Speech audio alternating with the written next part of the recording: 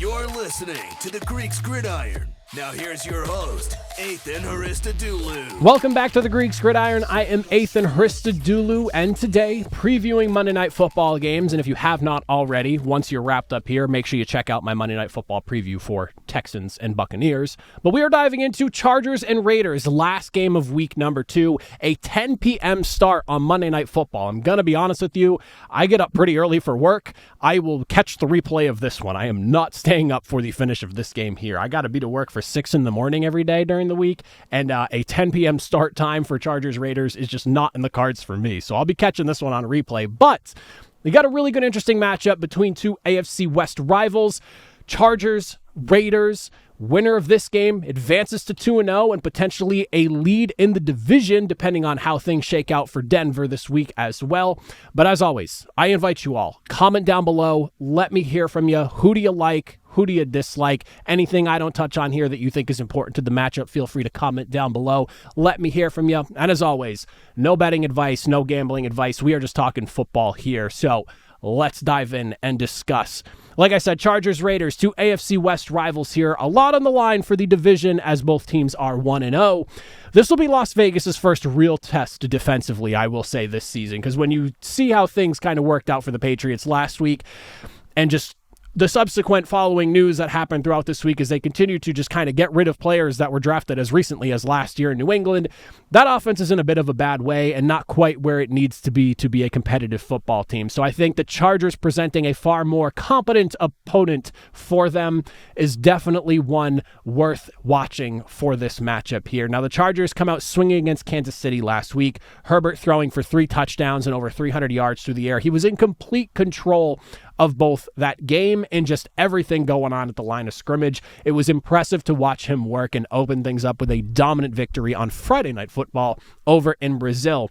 Now, you also look at the fact that the wide receiver room has taken significant upgrades this season. Keenan Allen being back is great because you just have somebody that's familiar working alongside Justin Herbert who already has rapport. He might not be the Keenan Allen of, 5-6 years ago, but he is still an effective veteran presence for this wide receiver room overall.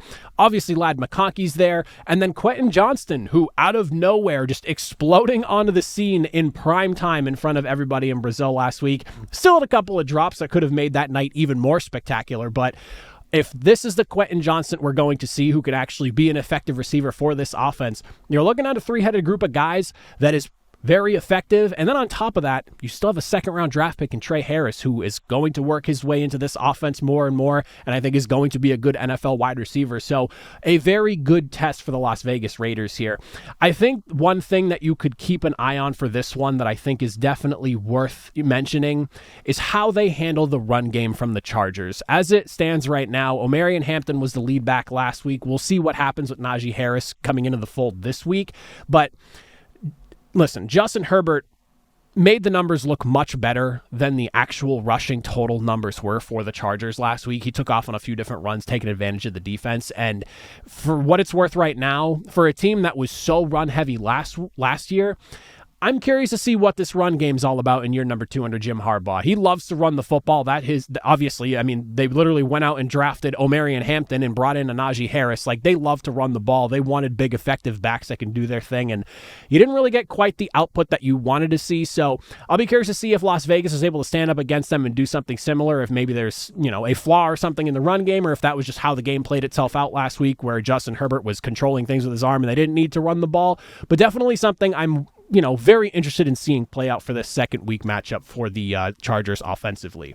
Now, one thing that I'll be watching as far as the Chargers themselves go, I'm very curious to see how they just handle the line of scrimmage as a whole, both on the offensive side of the ball and the defensive side of the ball, because I think both sides have a good matchup and or mismatch in their favor in one way or another. When you look at things offensively for the Chargers, Joe Alt obviously looked great last week at left tackle, shocking the mountain of a man who everyone was considering like the most safe pick in that draft last year. Winds up being excellent at left tackle, his original position. He was only playing right side because Rashawn Slater was on the left and you didn't want to shake that up. Totally understand it, but Joe Alt is a mountain of a man and he looks every bit of the part at that left tackle spot. He looks great.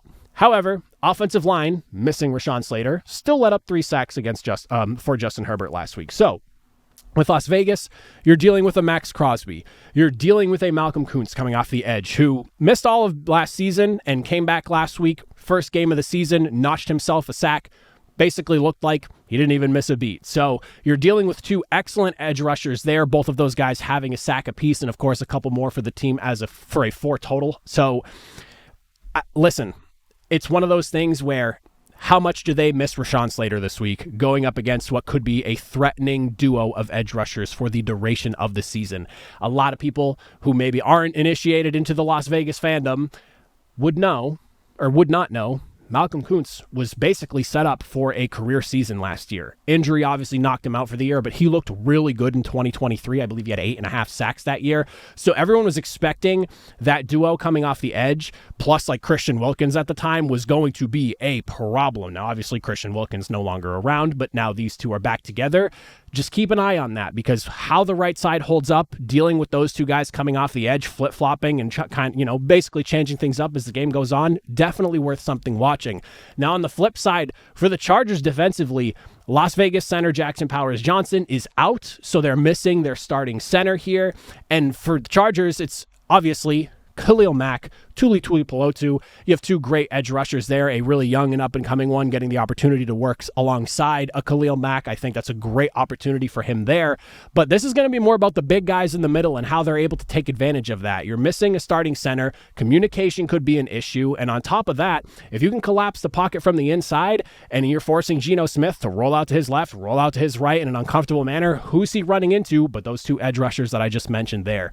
This is one of those games where a lot of things, once again, can be predicated on just how things shake out strictly from an offensive line and defensive line perspective, depending on which team you're looking at. So a lot of trench conversation, I think, is worth having about this game, and also just worth watching as the game itself plays itself out.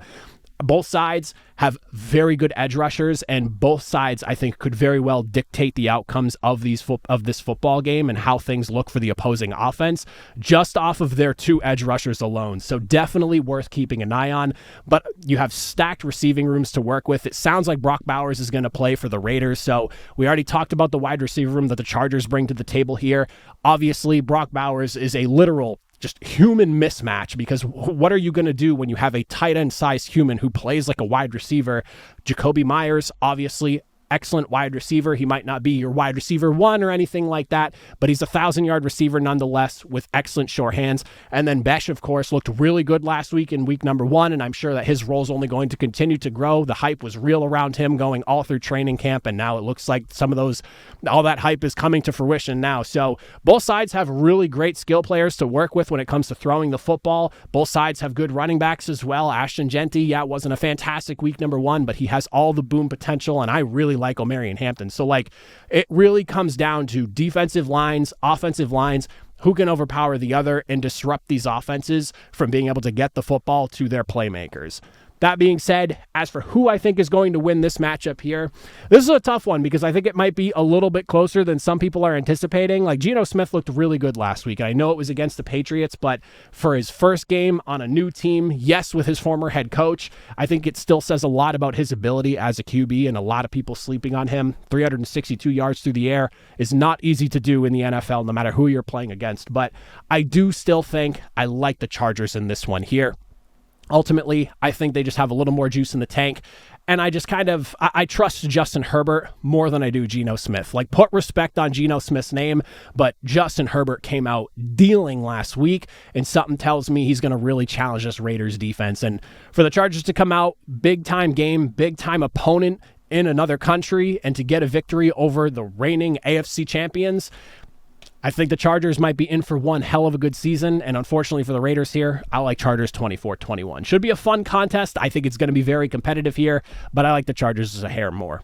That being said, these are my picks for week number 2 of the NFL season. As always, comment down below anything else you're looking forward to in this matchup. Let me hear from you. But as always, if you made it to the end, greatly appreciate it. I will see you all on Tuesday for Power Rankings as we head into week number 3 of the NFL season.